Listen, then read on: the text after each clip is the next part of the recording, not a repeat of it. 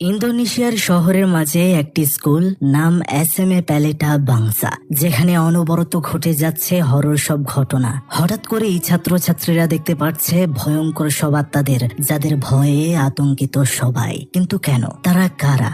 হয়তো সেখানে লুকোনো আছে এমন এক অতীত যা স্কুলের দেয়ালগুলো মনে রাখতে চায়, বা এমন কোনো ঘটনা যা তার বিচার পেতে মরিয়া।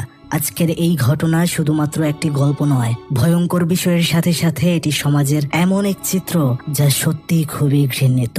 এক্সপ্লেইন করতে যাচ্ছি ইন্দোনেশিয়ান ভয়ঙ্কর মুভি প্রেতালা প্রেজেন্স সাজিন, এবং সাথে আছি আমি শুভ্র। ঘটনার শুরু হয় স্কুলের ভেতরে। আমরা একটা বয়স্ক লোককে দেখতে পারি। লোকটির নাম হচ্ছে মাতিন। তার কাজ স্কুল পরিষ্কার পরিচ্ছন্ন রাখা, কিন্তু আমরা দেখতে পাচ্ছিলাম তার হাতে একটা কুপি ছিল, আর সে তার সাথে কিছু একটা টানতে টানতে নিয়ে যাচ্ছিল, যেগুলোর মধ্যে একটা পাত্রে পুজো করার মতো কিছু জিনিসপত্র রাখা ছিল। সে কোনো একটা মন্ত্র জপ করে যাচ্ছিল, আর সেই সাজানো ডালাগুলো কিছু কিছু জায়গার মধ্যে রেখে দিচ্ছিল। তখন আমরা শুনতে পাচ্ছিলাম কিছু একটা অদ্ভুত শব্দ সেখানে ভেসে আসছে, কিন্তু এগুলো সে পাত্তা দিচ্ছিল না। এর পরের দিন স্কুলে আসার সময় আমরা একটা ছেলে আর একটা মেয়েকে দেখতে পারি। একজনের নাম হচ্ছে ব্যাঙ্কিয়া, আরেকজনের নাম ডেভিড। তারা আসতে আসতে কার রেসিং করছিল, যে কে আগে স্কুলের মধ্যে আসতে পারে। দুজনেই খুব ধনী পরিবার থেকে বিলং করে।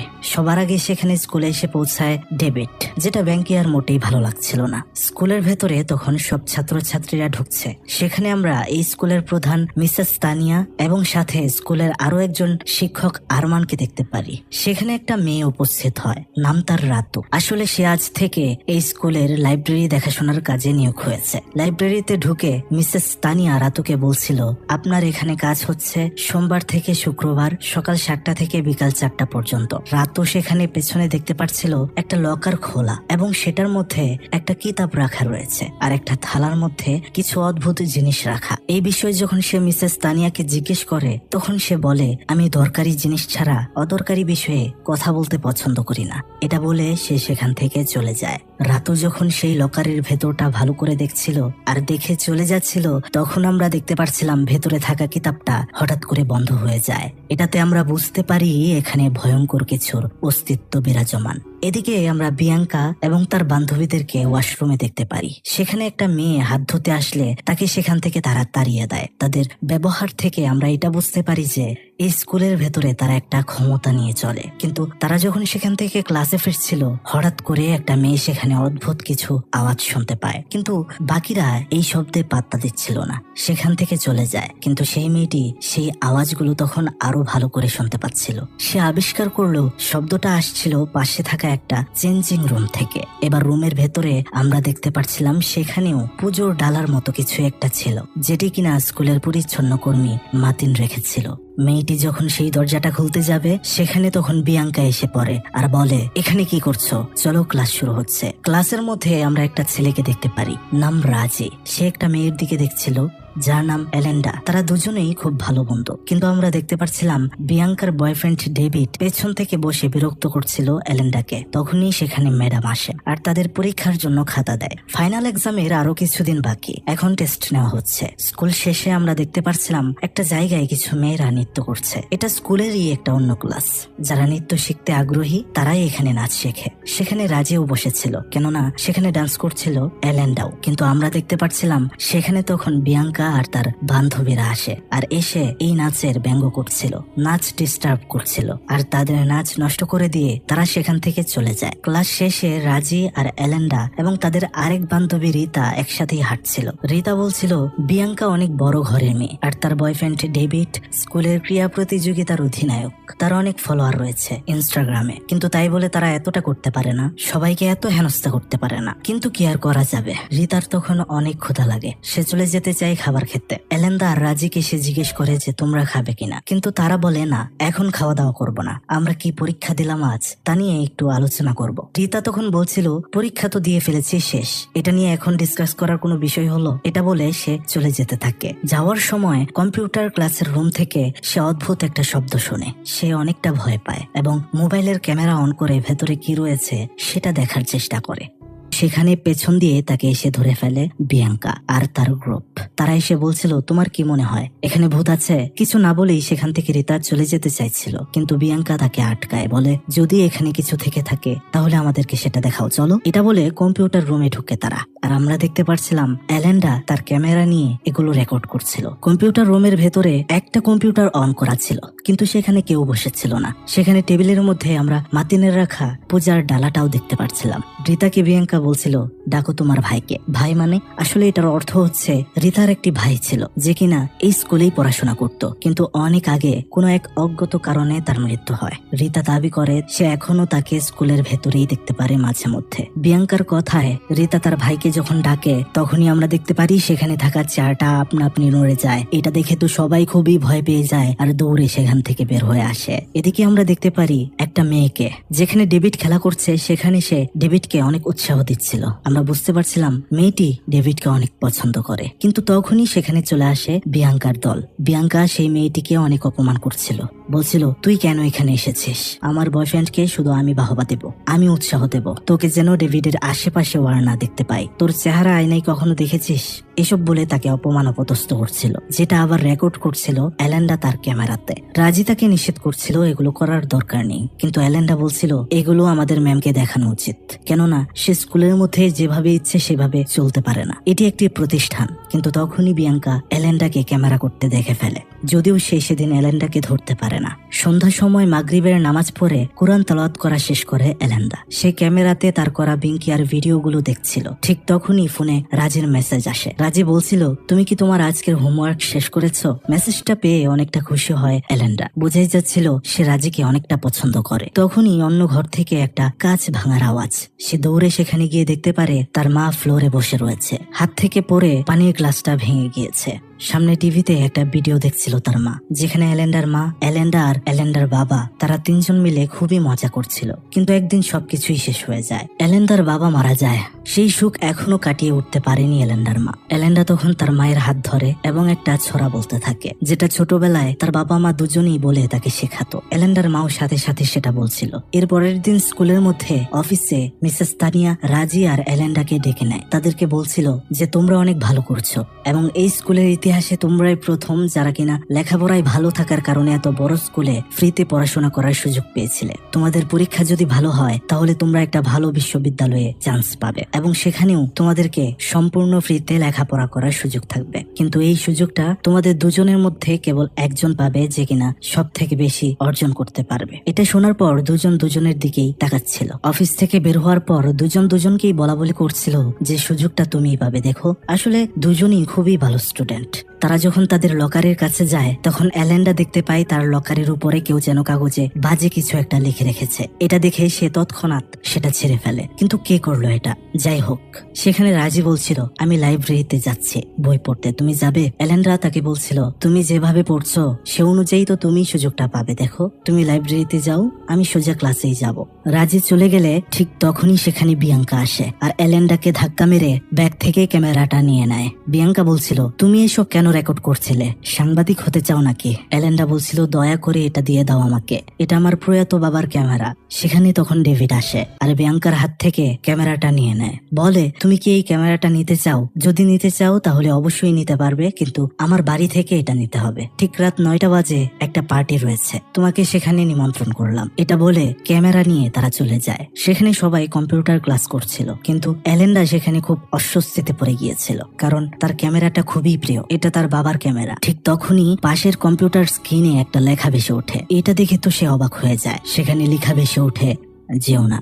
আবারও সেখানে চাইতেই সে দেখতে পারে ডেস্কের উপরে থাকা চশমাটা নিজে নিজেই যেন নড়ে উঠল। ভয়ে ভয়ে সেই চশমাটা হাতে নেওয়ার পর সেটার রিফ্লেকশনে একটা ভয়ঙ্কর মুখ দেখতে পেল, যেটা দেখে সে ভয়ে সেখানেই দাঁড়িয়ে যায়। তার চিৎকারে ক্লাসের সবাই অবাক হয়ে যায়। সে বিষয়টা বলতে না পেরে ওয়াশরুমে চলে আসে। সেখানে তার সাথে দেখা হয় লাইব্রেরির দায়িত্বে থাকা রাতুর সাথে, কিন্তু তখনই হঠাৎ করে লাইট চলে যায়। তার সাথে অদ্ভুত সব শব্দ ভেসে আসছিল। তারা হালকা ভয় পেয়ে যায়, কিন্তু আবারও লাইটটা চলে আসে। তবে সেই ভয়ানক আওয়াজ কোনোভাবেই বন্ধ হচ্ছিল না। কোথা থেকে যেন কান্নাটা বেশি আসছে। তারা বুঝতে পারে যেটা আসছে পাশেই থাকা চেঞ্জিং রুমটা থেকে। তারা তখন দুজনেই সেখানে এগিয়ে যায়। শব্দটা বাড়ছে। রাতু গিয়ে রুমটা খোলার চেষ্টা করলো, তখনই ভেতর থেকে একটা বিকট আওয়াজ, যেটা শুনে তারা দুজনেই খুবই ভয় পেয়ে যায় আর দরজাটা খোলার সাহস হয় না। কিন্তু তারা চলে যাওয়ার পর দরজাটা আপনা আপনি খোলার পর ভেতরে আমরা একটা ভয়ানক অবয়বকে দেখতে পাচ্ছিলাম। রাত হয়েছে, ঘড়ির কাঁটায় 9:30 বাজতে চললো। অ্যান্ডেলা চিন্তা করছিল তার কি সত্যি যাওয়া উচিত ক্যামেরাটা আনতে। তখনই তাকে রাজি কল করে, কিন্তু কলটা সে ধরছিল না, সে টেনশনে ছিল। তখনই তার মনে হয় আমার যেভাবেই হোক ক্যামেরাটা আনা দরকার, কেননা এটা হচ্ছে আমার বাবার একমাত্র স্মৃতি। সে তখন তার মায়ের কাছে যায়, যেখানে তার মা তার বাবার ভিডিও দেখছিল। সেখানে তার বাবা ভিডিওতে গান করছিল, তার মাও সাথে সাথে গান গাইছিল। সেটা দেখে অ্যান্ডেলার খুবই ভালো লাগে। তার মাকে সে বলে, মা তোমাকে আমি সব সময় এমন খুশি দেখতে চাই। তার মা তাকে বলছিল, আচ্ছা তুমি কি কোথাও বের হচ্ছ? সে তখন মিথ্যা বলে এই তো মা, আমার একটু রিতার বাড়িতে যেতে হবে, এখনই চলে আসবো। সালাম জানিয়ে সে বের হয়ে যায়। এদিকে আমরা ডেভিডের বাড়ির ভেতরে দেখতে পাচ্ছিলাম, যেখানে তারা সব বন্ধু বান্ধবরা যারা একটা গ্যাংয়ের মতো থাকে সবাই মিলেই পার্টি করছে, যেখানে তারা বটল ফ্লিপ গেম খেলছিল, ড্রিঙ্কস করছিল প্রচুর, মানে যাচ্ছে তাই অবস্থা। সেখানে তখন অ্যান্ডেলা যায় এবং বলে, আমাকে ক্যামেরাটা দাও। ডেভিড বলছিল, আরে ক্যামেরা করছো কেন? এখানে এসেছো আমাদের সাথে পার্টি করো, তারপর ক্যামেরা নিয়ে যাবে। বিয়াঙ্কা সেখানে এলেন্ডাকে বলছিল, তোমার এখানে আসা উচিত হয়নি। ডেভিড সেখানে ড্রিঙ্কস নিয়ে আসে আর বলে, এটা তুমি পান করো, তাহলেই ক্যামেরা পাবে। কিন্তু কিছুতেই সে পান করছিল না। তখন আমরা দেখতে পারি তারা সবাই মিলে জোর জবরদস্তি করে এলেন্ডাকে ড্রিঙ্কস করায়। সেখানে একটা ছেলে ছিল, নাম রকি। সে ছিল একটু ভিন্ন, তার বিষয়টা ভালো লাগছিল না। আমরা দেখতে পাচ্ছিলাম বেশি পরিমাণে জোর করে ড্রিঙ্কস করানোর কারণে সেখানেই এলেন্ডা মাতাল হয়ে যায়। সেখানে মাতাল অবস্থায় ডেভিড এলেন্ডাকে গিয়ে ধরে। বিঙ্কিয়া সেখানে ডেভিডকে গিয়ে বলে, তুমি যতক্ষণ না পর্যন্ত সন্তুষ্ট হও তাকে তোমার জন্য ব্যবহার করবে। বন্ধুরা চিন্তা করে দেখুন, কোন গার্লফ্রেন্ড কিভাবে তার বয়ফ্রেন্ডকে এমনটা করতে দিতে পারে? হ্যাঁ পারে, যারা বেশি খারাপ তারাই তো পারে। এটা শুনে খুশি হয়ে ডেভিড অ্যান্ডেলাকে নিয়ে অন্য রুমে চলে যায়। এরপর দিন সকালে আমরা দেখতে পাচ্ছিলাম অ্যান্ডেলা তার নিজের রুমে শুয়ে আছে, সামনে বসে আছে রিতা। তার ক্যামেরাটাও সে ফেরত পেয়েছে, কিন্তু কাল রাতে কি হয়েছিল তার তেমন কিছুই মনে নেই। সে খেয়াল করলো তার শরীরের কাপড়টা চেঞ্জ করা, কিন্তু কে চেঞ্জ করলো সেটা নিয়ে সে চিন্তায় পড়ে যায়। স্কুলের মধ্যে সে যাওয়ার সাথে সাথেই আমরা দেখতে পাচ্ছিলাম ছাত্রছাত্রীরা সবাই তাকে নিয়ে হাসি মশকরা করছিল, অনেক খারাপ খারাপ কথা বলছিল। সে বুঝতে পারছিল না বিষয়টা কি। ঠিক তখনই তার ফোনে একটা ভিডিও আসে, যেটা ওপেন করে সে দেখতে পারে সে যখন কাল বেশি ড্রিঙ্কস করে মাতলামি করছিল তখন এই স্কুল বিষয়ে আর টিচারদের বিষয়ে অনেক খারাপ খারাপ কথা বলে। আর সেই ভিডিওতে শুধু তাকেই দেখানো হচ্ছিল, আর যে ভিডিওটা রীতিমতো এই স্কুলের সবার মধ্যে ভাইরাল। তখন সেখানে মিসেস তানিয়া আসে আর তাকে অফিসের মধ্যে ডেকে নিয়ে যায়। তাকে বলছিল, তোমার জন্য আমাদের স্কুলের বদনাম হয়েছে, যা একদমই সহ্য করা যাচ্ছে না। স্কুলে কমিটি তোমার বৃত্তি বাদ করেছে, অর্থাৎ তুমি এখানে আর ফ্রিতে পড়াশোনা করতে পারবে না, সবকিছু থেকেই তোমাকে বাদ দেওয়া হয়েছে। এলেন্ডা বুঝাতে চাইছিল সবকিছু মিস তানিয়াকে, কিন্তু তার কোনো কথাই শোনা হয় না। সে রেগে গিয়ে বিয়াঙ্কার কাছে যায় এবং সেখানে গিয়ে বলে, তুমি এমনটা কেন করেছো? তুমি জানো তুমি আমার কত বড় ক্ষতি করেছো? তুমি বড় লোক, তা বলে যা ইচ্ছা তাই করবে? বিয়াঙ্কা সেখানে বলছিল, তুমি ড্রিঙ্কস করে মাতলামি করে উল্টাপাল্টা বলেছো, এটা আমার দোষ কি? তাছাড়া তোমার এসব কথা শোনার আমার কোনো টাইম নেই। তখন তাদের মধ্যে হাতাহাতি হচ্ছিল। সেখানে রাজি গিয়ে এলেন্ডাকে আটকায়। রাজি বলছিল, এলেন্ডা আমি তোমার উপর অনেক হতাশ, কখনো ভাবিনি তুমি এমনটা করবে। সেখানে এলেন্ডাও বলছিল কেঁদে কেঁদে, আমি আরো তোমার উপর বেশি হতাশ। অনেক দিন ধরে বন্ধু আমরা রাজি, তোমার অন্তত আমাকে জিজ্ঞেস করার প্রয়োজন ছিল বিষয়টা কি ঘটেছে, কিন্তু তুমিও আমাকে বুঝোনি। আমার জীবনটা শেষ হয়ে গিয়েছে, আমাকে আর স্কলারশিপ দেওয়া হবে না, সেটা শুধুই এখন তোমার। এটা বলে সে চলে আসে সেখান থেকে। সে মন খারাপ করে লাইব্রেরিতে বসেছিল। ঠিক তখনই আরো একটি ভিডিও আসে তার মোবাইলে, যেটার ভেতরে সে এমন কিছু দেখতে পারে যা দেখার জন্য সে মোটেও প্রস্তুত ছিল না। ফোনটা সাথে সাথেই রেখে দেয়। সেখানে ফোনে বিয়াঙ্কা ডেভিডকে বলছিল, তোমার কি অ্যান্ডেলার সাথে সবকিছু করা হয়েছে? ডেভিড বলছিল, হ্যাঁ সব করা হয়েছে। এটা শুনে তো অ্যান্ডেলা অনেক ভেঙে পড়ে। সে বের হয়ে আসার সময় ডেভিড আর রকি তার সামনে পড়ে। সে পাশ কাটিয়ে তার লকারের সামনে গিয়ে দেখতে পারে বিভিন্ন ছাত্রছাত্রীরা অনেক খারাপ ভাষায় অনেক কিছু বলে টাঙিয়ে রেখেছে। আমরা সেখানে দেখতে পাচ্ছিলাম রকি আর ডেভিড তারা এই বিষয়টা নিয়ে একটু ভয় পাচ্ছিল। সমস্ত স্কুলের মধ্যেই এখন তাকে নিয়ে খারাপ আলোচনা চলছে। সে যখন বাথরুমে ছিল, পাশে থাকা চেঞ্জিং রুমের ভেতর থেকে নিচ দিয়ে তার কাছে একটা টিস্যু আসে। সে বেশি কিছু বুঝতে পারে না, নিজের চোখ মুখ মুছে। তারপর আমরা দেখতে পাই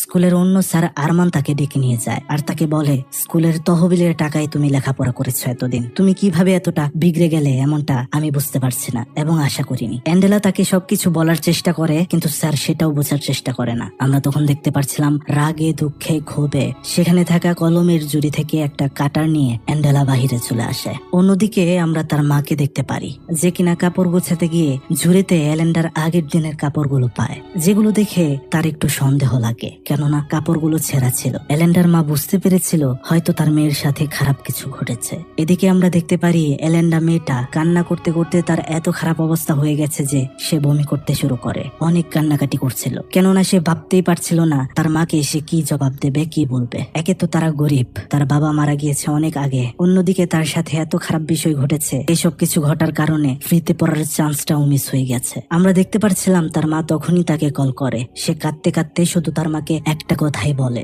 মা আমাকে তুমি ক্ষমা করো। এটা বলে কান্না করতে করতে ফোনটা রেখে দেয়। তখনই আমরা দেখতে পারি সেই কাটারটা দিয়ে সে নিজেই নিজেকে হাতে আঘাত করে, মানে শেষ হওয়ার জন্য। তারপর সে সরাসরি চলে আসে একটা লিফটে, আর লিফট চালু করে দেয়। লিফট চলতে চলতে সে রক্ত শূন্যতায় ধীরে ধীরে সেখানেই চিরনিদ্রায় চলে যায়। আর এভাবেই একটা মেধাবী ছাত্রীর বিদায় ঘটে।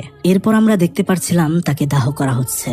তার মা অ্যান্ডেলার মৃত্যু না মানতে পেরে পুরোপুরি চুপ হয়ে গিয়েছে। কেন হলো এটা, কিভাবে ঘটলো, তা তো আর কেউ জানে না। কিন্তু আমরা দেখতে পারছিলাম কবরস্থানের উপরে যে সবচেয়ে বড় গাছটা দাঁড়িয়ে আছে, সেখানে বসেছিল স্কুলেরই ইউনিফর্ম পরা কতগুলো ভয়ঙ্কর আত্মা, যাদেরকে কেউ দেখতে পারছিল না। সেখানে রাজের বাবা আর মাকে আমরা দেখতে পারি। রাজের বাবা হচ্ছে একজন ইমাম, সে জানাজা পড়িয়েছে এলেন্ডার। তারা এসে এলেন্ডার মাকে সমবেদনা জানায় এবং শক্ত থাকতে বলে। সেখানে তখন স্কুলের মিসেস তানিয়া এসে এলেন্ডার মাকে বলছিল, দেখুন যা ঘটেছে ঘটেছে, এটা খুব খারাপ, কিন্তু আমি আশা করব আপনি এই বিষয়ে যেন বাহিরে কাউকে কিছু না বলেন। এটা একটা স্বাভাবিক মৃত্যু হিসেবেই বলবেন, এটাই আশা করছি, কেননা আমি চাই না এলেন্ডার জন্য আমাদের স্কুলের নামটা খারাপ হোক।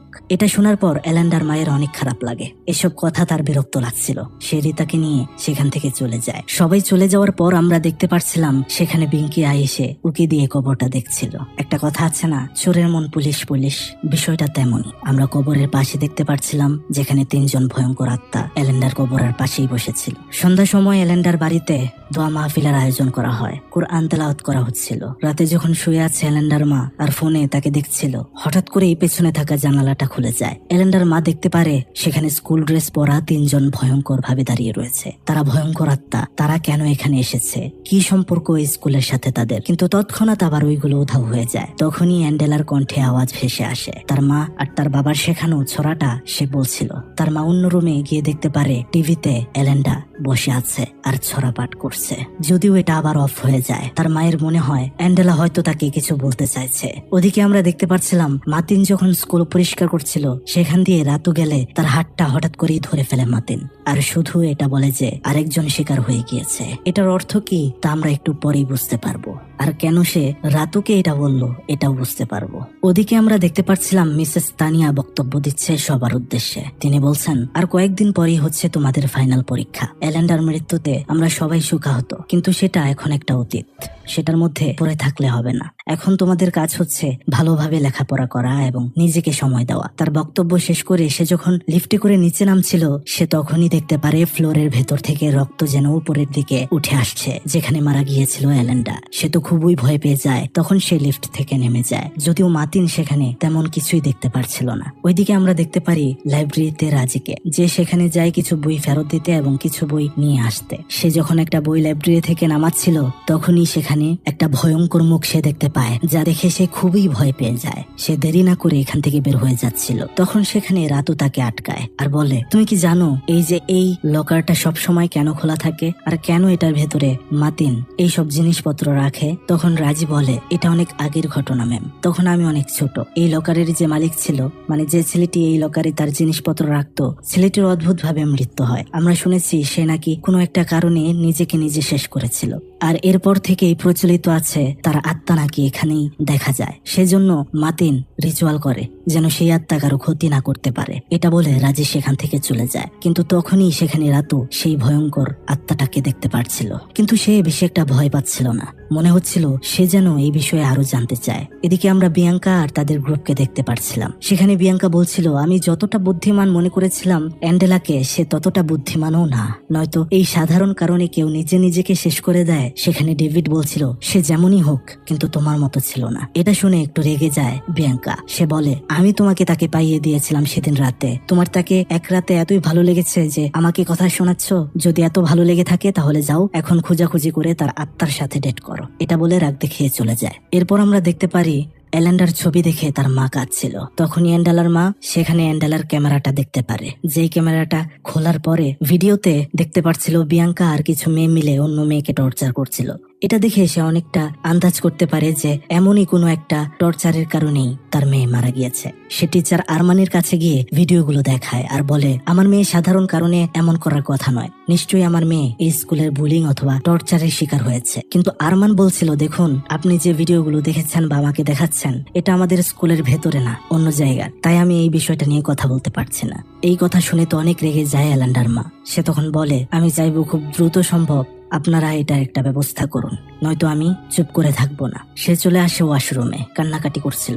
রাতু তাকে দেখে টিস্যু পেপার দেয়। তারা দুজনেই সেখানে পরিচিত হয়। এলেন্ডার মা তখন সবকিছু রাতুকে বলে আর ভিডিওগুলো সেখানে দেখায় যে এই স্কুলের ছাত্রছাত্রীদের মধ্যে ঝামেলা আছে আর সেই টর্চারের মুখে পড়েই হয়তো তার মেয়ের প্রাণ গিয়েছে। ঠিক তখনই ভয়ঙ্কর ভাবে আওয়াজটা আসছে সেই চেঞ্জিং রুম থেকে। তখন তারা ভয়ে ভয়ে সেটার সামনে যায়, কিন্তু সেটা খোলার পর তেমন কিছুই সেখানে তারা দেখতে পারছিল না। এদিকে আমরা দেখতে পাচ্ছিলাম বিঙ্কিয়া যখন তার ঘরে আয়না দেখছিল, আয়নাটা মোছার সময় তার পেছনে এসে ভয়ঙ্কর অ্যান্ডেলার আত্মাকে এক ঝলকের জন্য দেখতে পারে। এটা দেখে তো সে খুবই ভয় পেয়ে যায়, কিন্তু মনে করে এটা হয়তো তার মনের ভুল। তার হাতের মধ্যে যখন ক্রিম মাখাচ্ছিল সে হঠাৎ করে সে দেখতে পারে সেগুলো রক্তে পরিণত হয়েছে। সে ভয় পেয়ে তার রুমে গিয়ে কল করতে থাকে ডেভিডকে, কিন্তু ডেভিড আর কল ধরছে না। বাড়িতে সে একাই রয়েছে আজ। হঠাৎ করেই দরজাতে নক করার আওয়াজ। সে খুবই ভয় পাচ্ছিল দরজা খুলতে, কিন্তু দরজাটা যখন সে খুলে তখনই এটা ঘটে।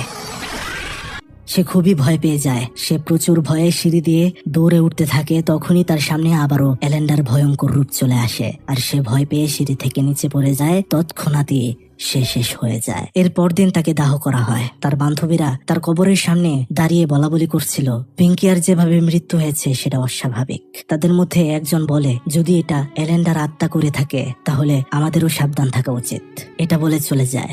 ডেভিড তার গার্লফ্রেন্ড মারা যাওয়াতে খুবই দুঃখী। সে একা একা বসেছিল বাস্কেটবল মাঠে। সেখানে তখন রকি আসে। সে রকিকে বলছিল রকি এরপর হয়তো আমার পালা, পিঙ্কিয়ার পর আমার তার জন্য ভয় হচ্ছে, এলেন্ডা আবারও আসবে। রকি বলছিল আমাদের সবাইকে সবকিছু জানিয়ে দেওয়া দরকার যে সেদিন কি হয়েছিল। এলেন্ডার কোনো দোষ ছিল না, আমরাই তাকে জোর করে ড্রিঙ্কস করিয়েছিলাম। ডেভিড তখন তাকে বলছিল তাহলে তো আমাদেরকে ম্যাম বহিষ্কার করে দেবে। রকি তখন বলছিল বহিষ্কার করাটা বড় নাকি আমাদের জীবনটা বড়। এটা বলে সে সেখান থেকে চলে যায়। কিন্তু তখনই আশেপাশে ফিসফিসানির আওয়াজ, অদ্ভুত শব্দ শুনতে পাচ্ছিল ডেভিড। কেউ যেন আবৃত্তি করছিল ছড়া, কিন্তু কাউকেই তো সে দেখতে পাচ্ছে না। তার ফোনটা তখন সেখানে বেজে উঠলো। ফোনটা বের করেই সে দেখতে পেল তাকে আর কেউ নয়, ফোন করেছে স্বয়ং মৃত অ্যান্ডেলা। সে খুবই ভয় পাচ্ছিল। ভয় পেতে পেতে ফোনটা রিসিভ করতেই তার সাথে এটা ঘটে। সে দৌড়ে সেখান থেকে পালিয়ে আসে। এদিকে আমরা দেখতে পাচ্ছিলাম রাজি আর রিতাকে, তারা হাঁটছে। রিতা সেখানে অন্যমনস্ক ছিল। রাজি তাকে জিজ্ঞেস করে তোমার কি হয়েছে। রিতা বলে অন্য কিছু হয়নি, আমি কোনোভাবেই এলেন্ডাকে ভুলতে পারছি না। রাজি তখন বলে এখন তো আর কিছু করার নেই, তাকে সবসময় দোয়াতে সামিল রেখো, নামাজ আদায় করে সবসময় তার জন্য দোয়া করো। তারপর আমরা দেখতে পারি রাজি আর তার বাবা মা সবাই নামাজ আদায় করছে। নামাজ শেষ করে তার বাবা তাকে জিজ্ঞেস করে তোমার কি সবসময় স্কুলে সালাদ ঠিকঠাক আদায় করা হয়। সে বলে হ্যাঁ বাবা হয়, পড়ার চেষ্টা করি। তখন তার বাবা তাকে বলে নিশ্চয়ই সালাত আদায় করতে তোমার কষ্ট হয়, আমার এই স্কুলটা পছন্দ না। বড় স্কুল হলেও এখানে ধর্মীয় রীতি পালন করার কোনো জায়গা নেই। এদিকে আমরা একটা হোটেলের মধ্যে রাতুরের সাথে একটা লোককে দেখতে পাই। এই লোকটি হচ্ছে রাতুর বয়ফ্রেন্ড, যে কিনা একজন নিউজ রিপোর্টার। সেখানে রাতুর বয়ফ্রেন্ড রাতুকে বলছিল আমি ভেবেছিলাম তোমাকে যে দায়িত্বটা দিয়েছি তুমি সেটা তাড়াতাড়ি পালন করবে, স্কুলে বুলিং হওয়ার বিষয়টি সবার সামনে নিয়ে আসতে পারবে, কিন্তু এখন তো দেখি তুমি আত্মা নিয়ে ঘাটাঘাটি করছো। রাতু তাকে বলে আমি আত্মা নিয়ে ঘাটাঘাটি করলেও তারাও এই বুলিং এর সাথে অতপ্রত ভাবে জড়িয়ে আছে, তাদের নিয়ে ঘাটতেই হবে। এখান থেকে আমরা বুঝতে পারি যে আসলে সেই স্কুলের মধ্যে রাতু নিয়োগ হয়েছে এই স্কুলের ভেতরের বুলিং আর খারাপ বিষয় উন্মোচন করার জন্যই। তাদের কথার মধ্য থেকে এটাও জানতে পারি যে এই স্কুলের মধ্যে যে আত্মাগুলো রয়েছে তারাও একটা সময় র্যাগিং অথবা বুলিং এর শিকার বা টর্চার পেয়েই ভুল পথ বেছে নিতে বাধ্য হয়েছে। আর এরপর থেকেই তো স্কুলটা অভিশপ্ত। সেদিন আমরা দেখতে পাচ্ছিলাম মিসেস তানিয়া আবারও সবার উদ্দেশ্যে বক্তব্য বক্তব্য দিচ্ছিল। সে বলছিল অ্যান্ডেলার পর বিয়াঙ্কাও চলে গিয়েছে, মৃত্যু খুব একটা সহজ বিষয় না, তাই সবাই বুঝে গিয়েছো আশা করি, এরপর থেকে এমন কিছু ঘটবে না, এটাই তোমাদের থেকে আশা করব। এটা নিয়ে বাহিরের মানুষের সাথে বেশি কথা বলতে চেও না, পরীক্ষা সামনে রয়েছে, এটার মধ্যেই ফোকাস করো। আমরা দেখতে পাচ্ছিলাম রিতা সেখানে অ্যান্ডেলার ভয়ঙ্কর চেহারাকে দেখতে পাচ্ছিল, কিন্তু সে কেন দেখতে পাচ্ছিল? সে তো অ্যান্ডেলার ভালো বন্ধু ছিল। কিন্তু রকি সেখানে আবার কিছু দেখতে পাচ্ছিল না। সেদিন ক্লাসে অ্যান্ডেলাকে ভয়ঙ্কর ভাবে দেখতে পাচ্ছিল ডেভিড, যে কিনা বসেছিল তার সিটেই। সে নিচের দিকে চেয়ে রকিকে বলছিল, আমি এই মাত্র দেখতে পেয়েছি অ্যান্ডেলাকে, সে এখানেই বসেছিল। রিতা তখন বলে, আমিও দেখতে পাই তাকে, তাহলে আমরা তার থেকে কিভাবে বাঁচতে পারি? সে সবাইকেই জ্বালাতন করছে। রকি সেখানে বলছিল যে আমরা চলো সবাইকে সবকিছু বলে দেই, কিন্তু সেখানে ডেভিড বলছিল, তুমি কি পাগল হয়ে গিয়েছো? আমাদের পুরোপুরি বরখাস্ত করে দেবে, তার সাথে আমাদের বাবা মা জানতে পারলে কি হবে তা তুমি বুঝতে পারছো? তাহলে এক কাজ করা যাক, মার্টিনকে বলা যাক সে যেন বাকিদের মতো এলেন্ডার জন্য পূজা করে, আর এটা করলে এলেন্ডার আত্মা আর বিরক্ত করতে পারবে না। এই অংশটুকু শুনে রাজি বলছিল, এসব কুসংস্কার বাদ দাও, আমাদের প্রার্থনা করা উচিত সবাই মিলে, তাহলেই সবকিছু ঠিক হতে পারে। তারা তিনজন তখন চলে যায় মিসেস তানিয়ার কাছে, গিয়ে বলে যে তাদের এলেন্ডার বিরক্ত করছে। সেখানে রাজি গিয়ে বলছিল, ম্যাম, আমার মনে হয় আমার বাবাকে দিয়ে এখানে দোয়া করা হলে সবকিছু ঠিক হয়ে যেতে পারে। যেই কথা সেই কাজ। সন্ধ্যার সময় আমরা দেখতে পাচ্ছিলাম সে আর তার বাবা মিলে যে লিফটের মধ্যে মৃত্যু হয়েছিল এলেন্ডার, সেখানে গিয়ে দোয়া করছিল। দোয়া শেষ হলে সেখানে আরমান আর মিসেস তানিয়া আসে আর বলে, এরপর থেকে আর জ্বালাতন করবে না তো ছাত্রছাত্রীদেরকে। সেখানে রাজের বাবা বলছিল যে দেখুন, এটা একবার করার বিষয় না, সব সময় ইবাদতে লিপ্ত থাকতে হবে। আর আমার মনে হয় আপনাদের এই স্কুলের মধ্যে একটা অবশ্যই নামাজ আদায় করার জায়গা তৈরি করা দরকার। যাই হোক, সেদিন ফাইনাল এক্সাম, সবাই মনোযোগ দিয়ে এক্সাম দেয়। সবার খাতাগুলো যখন আরমান স্যার হাতে পায়, তখন হঠাৎ করেই সে দেখতে পারে কাগজের ভেতর থেকে রক্ত বের হচ্ছিল, যেগুলো দেখে সে খুবই ভয় পেয়ে যায়। তখনই সামনে থাকা একটা চেয়ার হঠাৎ করেই নড়ে গেলে তার তো আরো ভয় হয়ে যায় এবং সেখান থেকে বের হয়ে আসে। এদিকে আমরা দেখতে পারি স্কুলে এলেন্ডার মা আসে। সে মিসেস তানিয়ার অফিসে গিয়ে এলেন্ডার ক্যামেরাতে করা ভিডিও ফুটেজগুলো টিভিতে দেখাচ্ছিল। এগুলো দেখে এসে বলছিল যে দেখুন কোন পর্যায়ে আপনাদের স্কুলে সাধারণ শিক্ষার্থীরা বুলিং হয় আর টর্চার ফেস করে, আর এই কারণেই আমার মেয়েও মারা গিয়েছে। 1 মাস হয়ে গিয়েছে দীর্ঘ, কিন্তু আপনারা এটা নিয়ে এখনো পর্যন্ত কোনো পদক্ষেপই গ্রহণ করলেন না। তখন সে আরো বলতে থাকে, আমি এই ফুটেজগুলোর ক্যাসেট রেডি করেছি, যদি আপনারা কোনো পদক্ষেপ গ্রহণ না করেন তাহলে আমি এগুলো মিডিয়াতে ছড়িয়ে দেব। মিস তানিয়া তাকে থামানোর চেষ্টা করছিল, কিন্তু সে কোনোভাবেই থামছিল না। ঠিক তখনই তারা দেখতে পারে পেছন থেকে টিভির ভেতর থেকে অ্যান্ডেলার ভয়ঙ্কর আত্মা বের হয়ে আসছিল। আরমান স্যার তো সেখান থেকে দ্রুত পালায়। মিসেস তানিয়া ভয়ে টিভিতে রিমোট ছুঁড়ে মারলে কোন রকম সবকিছু স্বাভাবিক হয়। অ্যান্ডেলার এই অবস্থা দেখে খুব খারাপ লাগছিল তার মায়ের। সে কাঁদতে কাঁদতে ভেতর থেকে বের হয়ে আসে। রাতু তাকে এই অবস্থায় দেখে তাকে টিস্যু পেপার দেয়। অ্যান্ডেলার মা তাকে বলছে, তোমার সাথে আমার যখনই দেখা হয় তখনই তুমি আমাকে টিস্যু দাও শুধু। যাই হোক, রাতু গাড়িতে করে অ্যান্ডেলার মাকে বাড়িতে পৌঁছে দিতে যাচ্ছে। সেখানে অ্যান্ডেলার মা ভিডিও ফুটেজ সহ সবকিছু প্রমাণ রাতুকে দেয়। অ্যান্ডেলার মা বাড়িতে ঢোকার সময় অ্যান্ডেলাকে বাড়ির সামনে বসে থাকতে দেখতে পায়। অর্থাৎ বন্ধুরা, যতক্ষণ না পর্যন্ত অ্যান্ডেলার প্রতিশোধ নেওয়া শেষ হচ্ছে ততক্ষণ পর্যন্ত তার আত্মা শান্তি পাবে না, সাথে বাকি ভুক্তভোগীরাও না। সেদিন রাতে তার মা যখন ঘুমাচ্ছিল, আমরা দেখতে পাচ্ছিলাম মৃত অ্যান্ডেলার আত্মা তার মাকে জড়িয়ে ধরেই ঘুমাচ্ছিল। রাতে ডেভিড আর রকি দুইজন মিলে ড্রিঙ্কস করে। রকি তো ঘুমিয়ে পড়ে, কিন্তু তখনই ডেভিড ভয়ঙ্কর শব্দ শুনতে পাচ্ছিল চারিদিকে, কিন্তু আশেপাশে তো কেউ নেই। পিছাতে পিছাতে সে সুইমিং পুলের মধ্যেই পড়ে যায়। তখন কে যেন তাকে পানির নিচে চেপে ধরে রাখতে চাইছিল। বেশি কিছু হয় না, হওয়ার আগেই রকি তাকে এসে বাঁচিয়ে ফেলে। সেদিন রাতে যখন পড়ছিল রাজি, তখন সে জানালার ওপাশে দেখতে পাচ্ছিল অ্যান্ডেলার আত্মাকে। সে তো ভয় পাচ্ছিল অনেক। সে বলছিল, অ্যান্ডেলা, তুমি সবাইকে ক্ষমা করে দাও, তোমার গন্তব্যে তুমি পৌঁছে যাও, যা হয়েছে হয়েছে। কিন্তু সেটা ভয়ঙ্কর ভাবে চিৎকার করে যাচ্ছিল। রাজি ভয় পেয়ে সেখানে দোয়া দরুদ পড়তে শুরু করে। আয়াতুল কুরসি পড়ার কারণে সেখান থেকে চলে যায় অ্যান্ডেলার আত্মা। এরপরে আমরা দেখতে পারি রেজাল্টের ঘোষণার দিন। স্কুলের সবাই খুব ভালোভাবেই ভালো নাম্বার পেয়ে পাশ করেছে। যে সর্বোচ্চ নাম্বার পেয়ে প্রথম স্থান অধিকার করেছে সে হচ্ছে রাজি, এবং সবাই মিলে স্কুল থেকে তাকে একটা ট্রফি উপহার দেওয়া হয়। কিন্তু সে তার বক্তব্যে বলে, এটা আমার পাওয়ার কথা ছিল না, এটা পাওয়ার যোগ্য একমাত্র এলেন্ডা, কিন্তু এই স্কুলের বুলিং এর শিকার হয়ে জীবন দিতে হয়েছে তাকে। যারা এটা করেছে তারা অন্য দুনিয়াতেও শান্তি পাবে না, এই দুনিয়াতেও পাবে না। এই পুরস্কারটি আমার না, আমি এই পুরস্কারটি অ্যান্ডেলাকে উৎসর্গ করলাম। এটা বলে সে পুরস্কারটা নিয়ে লিফটের ভেতরে রাখে যেখানে মারা গিয়েছিল এলেন্ডা। সন্ধ্যার সময় স্কুলের মধ্যে বিদায় অনুষ্ঠানের আয়োজন করা হয়েছে। সেখানে অনুষ্ঠানে পর্দার মধ্যে স্কুলের ছাত্রছাত্রীর করা নাটিকা দেখানো হচ্ছিল, কিন্তু আমরা সেখানে রকিকে দেখতে পারি যে কিনা এত পাপ সহ্য করতে না পেরে চলে যায় কম্পিউটার রুমে যেখান থেকে ভিডিওগুলো চলছিল। সেখানে গিয়ে সে এলেন্ডার সেদিনের মাতাল হওয়ার ফুল ভিডিওটা চালিয়ে দেয়। সবাই সেটা দেখতে পারছিল আর সত্যটা সবার সামনে বেরিয়ে আসছিল। যে ভিডিওর মধ্যে আমরা রিতাকেও দেখতে পারছিলাম, তার মানে রিতাও অপরাধী, তাদের সাথে ছিল। রাতু যখন তার বয়ফ্রেন্ডের সাথে আলোচনা করতে ব্যস্ত, তখন যখন এই ভিডিওটা সে দেখতে পায়, সে দ্রুত চলে আসে এলেন্ডার মার কাছে আর গাড়ি করে তাকে স্কুলের দিকে নিয়ে আসছিল। সেখানে অনুষ্ঠানে নৃত্য হওয়ার সময় সবাই দেখতে পাচ্ছিল ভয়ঙ্কর অ্যান্ডেলাকে, যে কিনা এবার প্রতিশোধ নিতে মরিয়া। কারণ সত্যটা এখন সবাই জানে। সে ভয়ঙ্কর ভাবে রিতার সামনে চলে আসে, কিন্তু রিতা পালাতে চাইলে নিচে পড়ে যায়। তাকে অ্যান্ডেলা তা টেনে টেনে নিয়ে যাচ্ছিল, এপাশ থেকে ওপাশে ছুঁড়ে ফেলে দিচ্ছিল। রাজি এই অবস্থা দেখে তার বাবা ইমামকে কল করে এখানে আসার জন্য, পরিস্থিতি সামাল দেওয়ার জন্য। তখন আমরা দেখতে পাচ্ছিলাম রিতা অ্যান্ডেলার কাছে ক্ষমা চাইছে, বলছে আমাকে মাফ করে দাও, আমি তোমার ভিডিওগুলো স্কুলের মধ্যে ছড়িয়ে দিয়েছিলাম কারণ তুমি আমার থেকে অনেক সুন্দরী, তুমি আমার থেকে মেধাবী, সব ছেলেরা তোমাকে চায়, আমার দিকে কেউ তাকায় না, এসব নিয়ে তোমাকে আমি হিংসে করতাম, তাই আমি এটা করেছি, আমি ভাবিনি তোমার জীবন চলে যাবে। তখনই এলেন্ডার আত্মা ভয়ঙ্কর ভাবে রিতার গলা চেপে ধরে উপর দিকে তুলে ফেলে, তাকে মেরেই ফেলতে যাচ্ছে। তখনই সেখানে ইমাম চলে আসে আর আয়াতুল কুরসি তেলাওয়াত করতে শুরু করে, যার বদৌলতে সেখানে রিতাকে মারতে পারে না এলেন্ডার আত্মা। রিতা সেখান থেকে দৌড়ে পালাতে চাইলে বাইরে গেলেই সেখানে দেখতে পাচ্ছিলাম আমরা এলেন্ডার আত্মা গাড়ি দিয়ে তাকে ভয়ঙ্কর অ্যাক্সিডেন্ট করিয়ে দেয়। অন্যদিকে সেখানে চলে আসে এলেন্ডার মা। কান্না করতে করতে তার মা তাকে বলছিল, মা তুমি আমাকে মাফ করে দাও, আমি তোমার মৃত্যুর কারণ। তোমার বাবা চলে যাওয়ার পর আমি তোমাকে কোনো শান্তি দেইনি, তোমার উপর নির্ভরশীল হয়ে গিয়েছিলাম।